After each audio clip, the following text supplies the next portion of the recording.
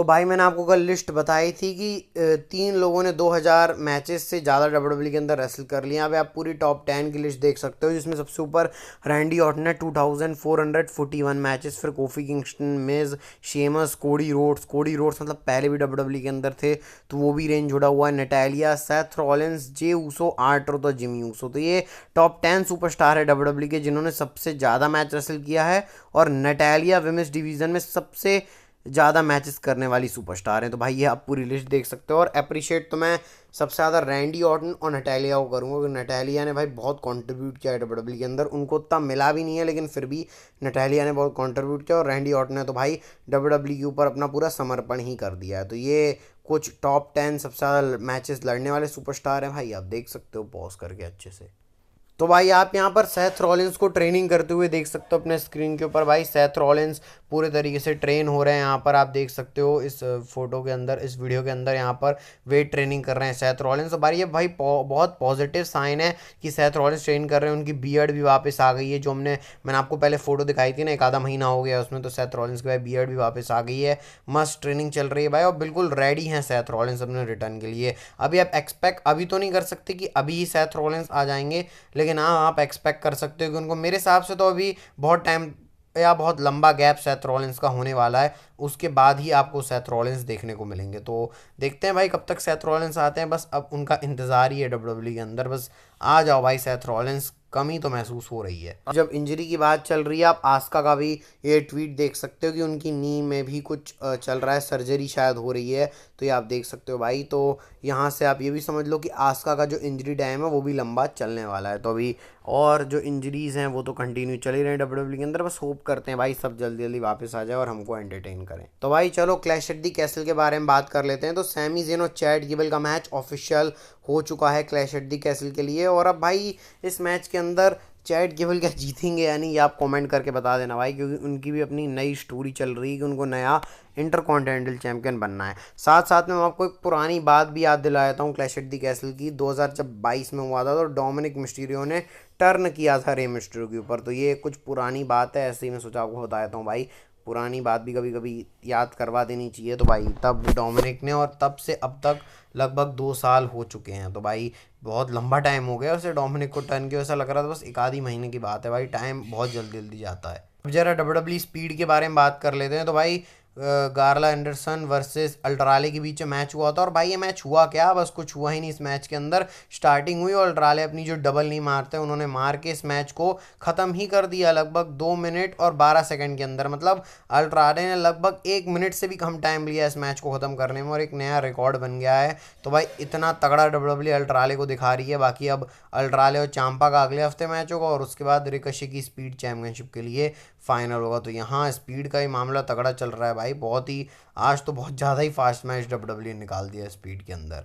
अब जिंदर महाल के बारे में बात कर लेते हैं। तो भाई जिंदर महाल का देख सकते हो आप, इंडीज़ के अंदर हो गया है। जुलाई 26 को उनका मैच होने वाला है, जो कि आप देख सकते हो कुछ इंडी सीन BLD के अंदर कोई शो होने वाला है, वहाँ पर होगा। और उनका जो नाम है द महाराजा राज देसी करके उनको कॉल किया जाएगा। और उसको जिंदल मान ने रिएक्ट भी किया, आप देख सकते हो फाइटफुल की तरफ से बात आई थी। उसके बाद जिंदल मान लिखते ने वही GIF टाइप की फ़ोटो डाली है, I am going to cut a foreign help promo that is so toxic. तो जिंदर माल उसी की बात कर रहे हैं जो उनको एंटी USA टाइप का जो गिमिक दिया जाता था कि भाई वो इंडिया इंडिया कर रहे हैं हील प्रोमो, तो उससे जिंदर महल चिढ़ चुके हैं। तो अब वो अपनी नई शुरुआत करने के लिए रेडी है। मैं तो एक्साइटेड हूँ भाई क्या करते हैं जिंदर महल, और उनका जाके नवंबर के दिसंबर में भी कोई वहाँ पर होने वाला है इंडी के अंदर। तो अभी जिंदर महल इंडी शोज़ के अंदर काम करेंगे। फिर मैं ये देखने के लिए एक्साइटेड हूँ कि वो कौन सी ऐसी मेजर कंपनी ज्वाइन करते हैं, डब्ल्यूडब्ल्यू वापस से या फिर TNA AEW के अंदर तो शायद वो नहीं आने वाले हैं।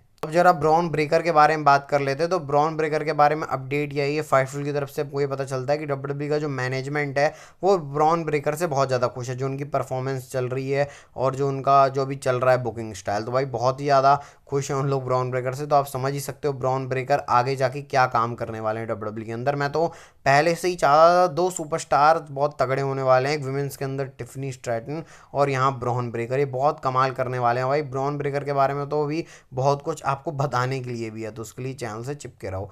अब जरा क्लैश एट दी कैसल के बारे में एक चीज़ बात कर लेते हैं। तो भाई क्या आपने एक चीज़ नोटिस की, आप ये देख सकते हो क्लैश एट द कैसल का सी, ड्रू मैकिंटायर का एम और डेम प्रीस्ट का पहला अक्षर पंक। तो इन तीनों से मिला के भाई सीएम पंक बनता है। तो कैसे ये टीज हो रहा है कि जो सीएम पंक हैं वो इस मैच में हैवी इन्वॉल्वमेंट रखने वाले हैं। अब देखो भाई ये कुछ ऐसे ही भाई बनाया हुआ है, मेरे को लगा मस्त बना है भाई, तो सोचा आपको शेयर कर देता हूँ। वैसे हाँ, सीएम पंक की इन्वॉल्वमेंट हो सकती है इस मैच के अंदर, और अगर सीएम पंक ने ड्रू मैकिंटायर को कॉस्ट करवा दी चैंपियनशिप तो भाई अलग ही लेवल का कांड हो जाएगा फिर। और भाई मैं तो नहीं चाह रहा हूँ यार, क्योंकि स्कॉटलैंड में है क्लैश एट द कैसल। अब स्कॉटलैंड में डब्ल्यूडब्ल्यूई कभी नेक्स्ट पीएलई करवाने वाली है, उसके पहले जरा ड्रू मैकिंटायर को जिता दो भाई, चाहे सीएम पंक की इंटरफेरेंस हो चाहे किसी की भी हो।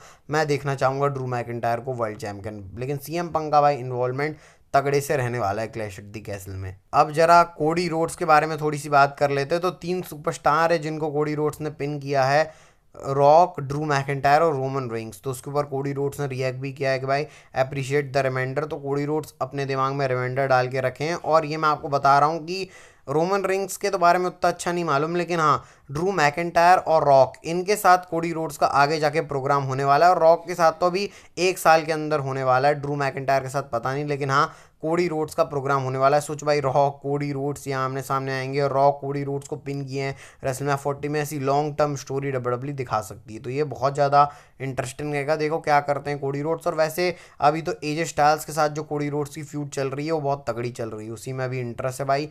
तो बस अच्छा है भाई, कोडी रोड्स का चलता रहे। अभी रॉक का इंतजार है कि जब रॉक और कोडी रोड्स आमने सामने आएंगे तो क्या बम फटने वाला है।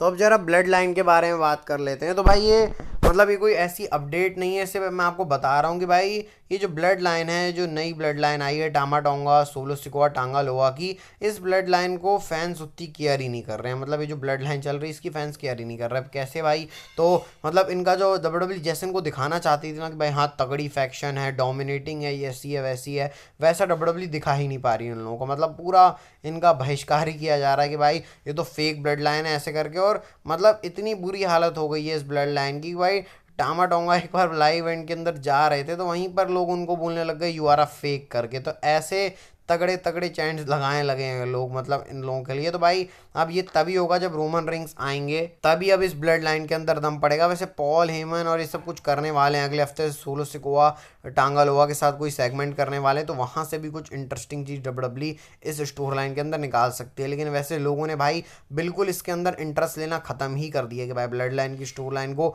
उन लोग केयर ही नहीं करते कि भाई क्या है स्टोर लाइन, कुछ ऐसा समझ में नहीं आ रहा वगैरह वगैरह करके पूरा बहिष्कार ही कर दिया है। तो अब ये वही बोल रहा हूँ रोमन रिंग्स के आने से ही होगा। और भाई मतलब सोचो ना आप लोग कि भाई सोलो सिकोआ जिस तरीके से, तो स्टार्टिंग में लग रहा था कि मेरे को होने वाला है वो चीज़, लेकिन अभी जाते आते डब्ल्यूडब्ल्यूई पता नहीं भाई क्या कर रही है ऐसा। और अब डब्ल्यूडब्ल्यूई प्रयास भी कर रही है, वो हो नहीं पा रहा है, उसके पीछे कारण भी मेरे को समझ में नहीं आ रहा है। तो अब इंतज़ार ही कर सकते हैं, मतलब हर चीज़ का हल अब समय है, समय ही बताएगा भाई क्या होने वाला है। वैसे रोमन रिंग्स आएंगे, जिमी यूसो का रियूनियन, वहाँ से फिर और पेस पकड़ेगी ब्लड लाइन की स्टोरी लाइन। और ये तो आपको पता ही है भाई नेवर एंडिंग है, अनएक्सपेक्ट द अनएक्सपेक्टेड है भाई। जहाँ पर आप जो चीज़ एक्सपेक्ट करोगे वो तो होगी नहीं, क्या पता रोमन रिंग्स ये सोलो सिकोआ वाली ब्लड लाइन में ही शामिल हो जाए, और पता नहीं कुछ भी हो सकता है भाई, देखो क्या होता है अब।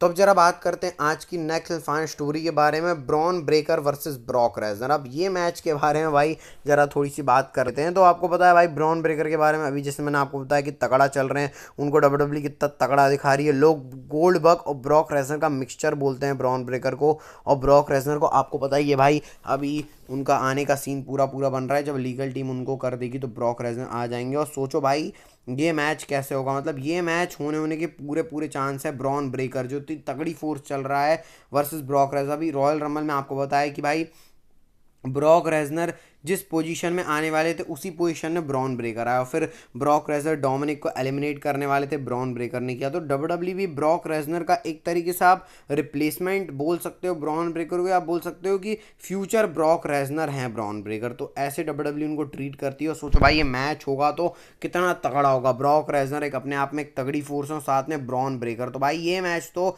नेवर मिस वाला मैच है, या तो आपको अगले साल रेसलमेनिया में, या तो आपको पता है समर स्लैम 2026 में कहा जा रहा है कि ब्रॉक रेजनर का रिटायरमेंट मैच हो सकता है, वहाँ पर जाके उनको ब्रॉन ब्रेकर ही रिटायर करे। सोचो ब्रॉन ब्रेकर रिटायर कर रहे हैं ब्रॉक रेजनर को, ऐसा हो सकता है भाई। रूमर्स आ रहे हैं गुंथर रिटायर करेंगे, लेकिन अब मेरे को गुंथर से भी अच्छा ब्रॉन ब्रेकर वाला सीन लग रहा है। गुंथर और ब्रॉक रेजर का मैच हो, लेकिन रेसलमेनिया में हो, लेकिन रिटायर जो ब्रॉक रेजर को बंदा करना चाहिए वो ब्रॉन ब्रेकर है, क्योंकि भाई इसके अंदर जो तगड़ी पोटेंशियल है। और अभी सोचो भाई, अभी तो मिड वाली स्टोर लाइन में चल रहे हैं ब्रॉन ब्रेकर, तब उनका इतना बोलबाला है। सोचो भाई, जब किसी टॉप फ्यूड के अंदर आएंगे तो क्या करेंगे ब्रॉन ब्रेकर, और जब ब्रॉक रेजनर के सामने आएंगे तो क्या करेंगे ब्रॉन ब्रेकर। और मैं तो इसके लिए अभी से एक्साइटेड हूँ।